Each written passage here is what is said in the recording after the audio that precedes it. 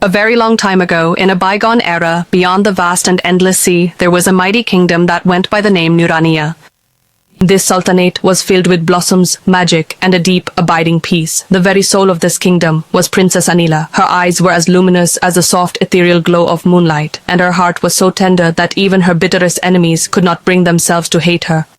One day, ominous black clouds covered the palace. The emperor fell gravely ill, and his courtiers brought news that the emperor's magical crown had been stolen. This was the very crown upon which the entire kingdom's reign, its seasons, and indeed its very life depended. The queen, weeping bitterly, declared, "Whoever possesses that crown will undoubtedly seize control of the entire kingdom." Yon did that, Torn Town. But the most astonishing thing was that the forbidden crown had been taken into the jungle, a jungle where no human being could venture even 10 steps further, because the Sayazada resided there, the sorcerers of darkness. Princess Anila quietly and thoughtfully made a decision. She herself will embark on a journey to reclaim her father's crown. In the deep darkness of the night, she etched the moon symbol onto her attire, grasped her sword, and mounted her horse, riding away from the palace. Her childhood friend Rehan was also with her, a mischievous yet fiercely loyal boy who had been Anila's protector since their earliest days. Along their journey, they both encountered rivers, towering mountains, and fierce sandstorms. Eventually, they arrived at an ancient, weathered wall, upon which an inscription read, "For those whose hearts are pure, the gateway shall open." Anila closed her eyes, and as soon as she gently placed her hand upon it, the entire wall transformed into a brilliant light, and the door to the forbidden forest swung open before them. The moment he stepped inside, the ancient trees began to speak, and the hushed whispers of unseen shadows started to echo all around them. Rehan, terrified, exclaimed, "I really don't like this place at all. It feels so wrong." Princess Anila smiled gently and replied, "Fear, Rehan, is precisely the very thing from which all magic draws its immense power. If we allow ourselves to be afraid, we will surely lose." The mist in the jungle was growing thicker. Between the trees, laughter would sometimes echo, then the sound of someone's footsteps could be heard. Rehan, his voice trembling, said, "Princess, I have a feeling someone is watching us." Anila gripped her sword firmly and declared, "We shouldn't fear being seen, but rather being captured." Suddenly, a tall, dark shadow rose up before them. In its hand, it clutched a crude stone dagger, and its eyes were blazing intensely, like fiery red embers. "Who has dared to trespass into my forest?" The voice that spoke was thunderous. Princess Anila then stepped forward. "Know that I am Princess Anila, the rightful heir to the Sultanate of Nurania. I have come here to reclaim my father's rightful crown." The magician began to laugh. His laughter was a harsh, grating sound, like stones clashing together. That crown no longer belonged to any human being. And the one who stole it paid with their soul. If you try to bring it back, your soul will burn too. Rehan drew his sword. "We are not afraid." The magician struck his staff upon the ground, and the earth split open. Both of them plunged into a deep pit. When Anila finally opened her eyes, she was lying by the shore of a glistening lake. The lake's water was clear as a mirror, but his reflection wasn't there. Rehan couldn't be seen anywhere. Suddenly, waves rose in the lake, and a woman emerged from it. Radiant like the moon, dressed in pure white robes. "I am the protector, the guardian of this sacred lake. There is a deep fear residing within your heart. That is why your reflection is not visible. If you fail to overcome this fear that grips you, you will never be able to escape from this forest." Anila then whispered softly, "My only true fear, the one that truly haunts me, is the thought of losing my beloved father." The guardian smiled gently. "Then, you must confront your deepest fear. Never try to run away from it." Just at that very instant, a vivid scene unfolded before Anila. His father lay upon his deathbed. The palace was completely plunged in darkness. From her eyes, tears began to flow freely, but she did not allow herself to fall to her knees. She reached out and gently touched the lake's water, and her own reflection slowly came back. The water then began to brightly glow and sparkle.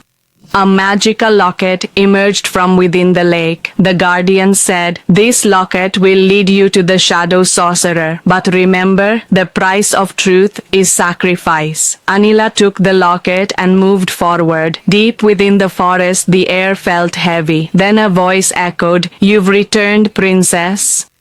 The shadow sorcerer was standing right there, and Rehan was with him too. Rehan's eyes were bloodshot red, his face completely expressionless. Anila was utterly shocked. "Rehan, why are you with him? Why are you standing with him?" The magician laughed. Your friend to save you surrendered his very soul to me. Now he is my shadow. Anila's heart shattered, but she clutched the locket tightly. If I have to sacrifice my own light to save him, then I will do it. Blue light burst from the locket, illuminating the entire forest. Rehan fell to the ground and a shadow emerged from his body, merging into the wizard. All the darkness of the land gathered in the wizard. The very ground itself began to tremble. The wizard then let out a chilling laugh. Do you truly believe your light is going to destroy me? Ais Osata, this forest, it is made from the very essence of my breath. Anila said, I am not fighting you, I am fighting the darkness that dwells deep within your very being. The wizard slammed the ground, and dozens of shadowy soldiers instantly appeared. Rehan was weak, but he managed to say, Anila, you must run now. Anila then bravely raised her sword. I will never abandon my friend and simply run away from them. Neela picked up the sword. I will never abandon my friend and run away. As soon as she uttered these words, a blue sphere of light expanded. The shadow soldiers began to dissolve. The ground split open and they both fell into a tunnel that led directly beneath the ocean's surface. There, a vast blue silent sea lay before them. Moonlight was descending deep into the water. From the water, a magical creature emerged. Her body was covered in shimmering blue scales, and her eyes glowed with an inner light. I am free, I am the spirit of the ocean. You have used the locket from my sacred lake. Now, you may ask for any wish your heart desires, Anila declared. I'm not asking for my own life, but for Rehan's very soul. Azara said, one soul is freed in exchange for another. If you save him, your physical body will not be able to return to the light. Rehan screamed. No, Anila, you must save the kingdom. Anila's tears began to stream down her face. Ande ke mato tisho andanatinti.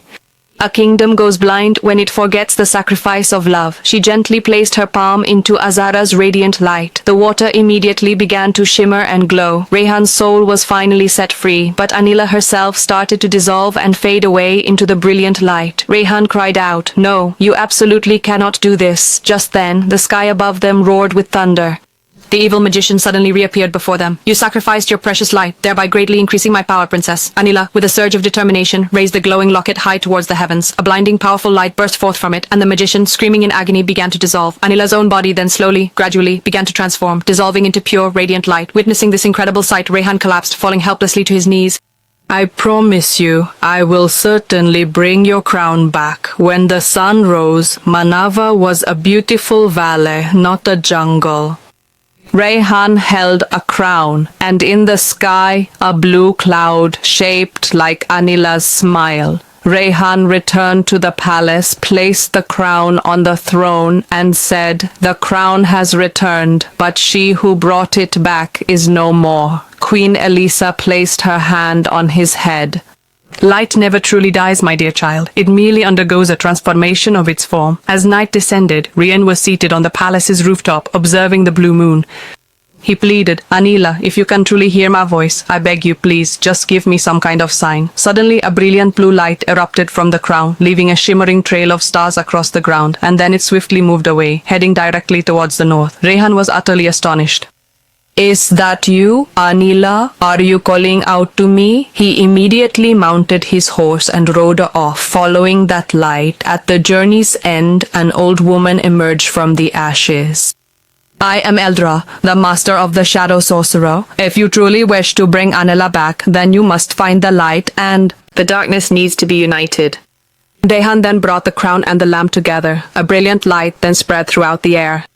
Anila's spirit emerged upon the sky. Rehan said, I have come here to bring you back. Anila replied, I need both light and shadow until you are able to accept it. Rehan then said, if darkness is the only place where you are hiding, then I myself will become darkness. Please just come back. The lamp's flame pierced his heart, and with a blast, light filled the air. When all was still, Princess Anila stood before him, clad in living moonlight. Rehan asked, Is this a dream? Anila smiled. No, this is the balance. You have accepted the darkness, and that is why the light has returned.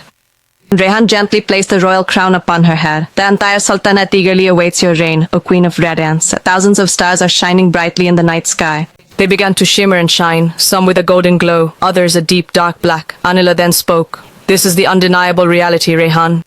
Light and shadow are not enemies. They truly complete each other. A few days later, Emperor Adrian slowly opened his eyes. He smiled softly, seeing his beloved daughter. My light, you have truly accomplished what no other emperor could ever manage to do.